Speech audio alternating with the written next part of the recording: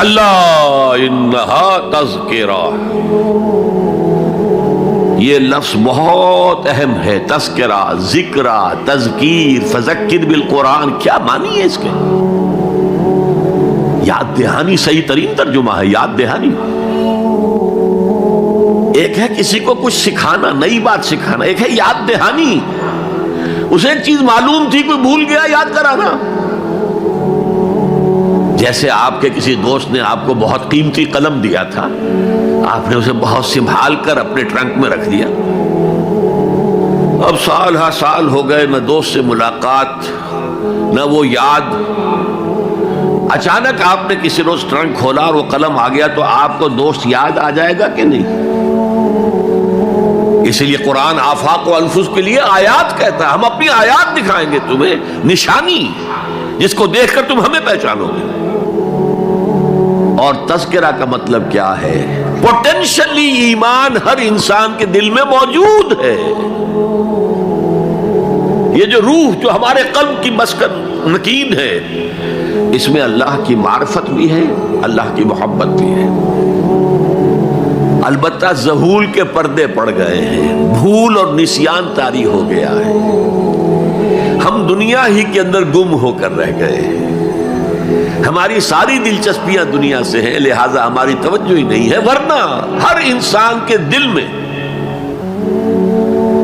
یہ جو یہاں ہندوستان میں کہتے ہیں آتما اور پرماتما، آتما اور پرماتما کا تو تعلق بہت گہرا ہے، ابتدا میں بنا دی گئی تھی ارواح، جب ہم سب کے سب تمام انسان آدم سے لے کر اور تا قیامت جو انسان آئے گا دنیا میں، ان سب کی ارواح پیدا کر دی گئی، اور پوچھا گیا الست بربکم قالوا بلی، یاد ہے؟ لہذا یہ تذکرہ ہے، یہ یاد دہانی ہے، تمہارے اندر موجود ہے، اللہ کی معرفت بھی موجود ہے، اللہ کی محبت بھی موجود ہے، لیکن کلا بل ران علی قلوبہم ما کانوا یعملون، ان کے دلوں پر زنگ آ گیا ہے اب ان کے اعمال کی وجہ سے،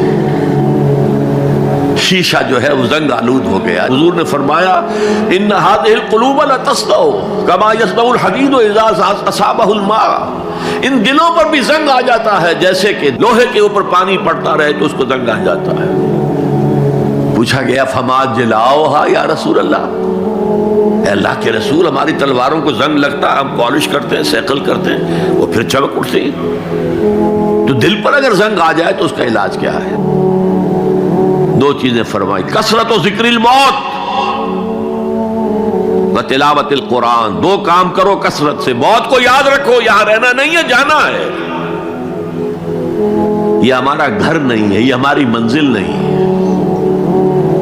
ہمارا اصل گھر جو حضور نے فرمایا انما الدنیا خلقت لکم وانتم خلقتم للآخرہ، یہ دنیا تمہارے لیے بنائی گئی، تم آخرت کے لیے بنائے گئے ہو۔ اسی لیے حضور نے فرمایا کن فی الدنیا کانک غریب عابر السبیل، دنیا میں ایسے رہو جیسے راہ چلتے مسافر ہو یا اجنبی ہو۔ اپنے بارے میں فرمایا مالی ولی دنیا، مجھے تمہاری دنیا سے کیا سروکار، انما مثلی کراکب استظل تحت شجرۃ ثم راح فترکها، میری مثال اس مسافر کی سی ہے جو ذرا سستانے کے لیے کسی درخت کے سائے میں بیٹھتا ہے تھوڑی دیر، وہ اس کا گھر تو نہیں ہے، اس کی منزل نہیں ہے، پھر وہ اس کو چھوڑتا ہے، اپنا راستہ لیتا ہے۔ یہ اگر ہمارا تصور قائم ہو جائے، کلا انہا تذکرہ، اب اس کے بعد جو الفاظ آئے ہیں فی صحف مکرمۃ مرفوعۃ مطہرۃ بایدی سفرۃ کرام بررہ، یہ جو قرآن ہے، جو تذکرہ ہے، یہ بڑے ہی انتہائی پاکیزہ صحیفوں میں ہے،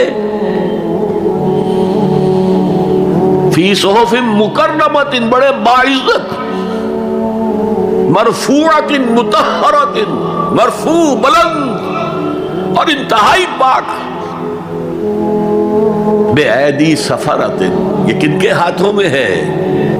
لکھنے والے وہ فرشتے، بے ایدی سفرۃ کرام بررہ، جو نہایت باعزت ہے، بہت وفادار ہیں اللہ کے۔ یعنی اصل قرآن کہاں ہے؟ لوح محفوظ میں ہے، اصل قرآن کہاں ہے؟ ابھی اگلی جو پڑھیں گے ہم، کتاب مکنون، چھپی ہوئی کتاب کے اندر ہے۔ اصل قرآن کہاں ہے؟ وَإِنَّهَا لَفِي أُمِّ الْكِتَابِ لَدَيْنَا لَعَلِيٌّ عَظِيمٌ، یہ تو اس ام الکتاب میں جو ہمارے پاس ہے بہت بلند ہے اور بہت عظمت والا ہے۔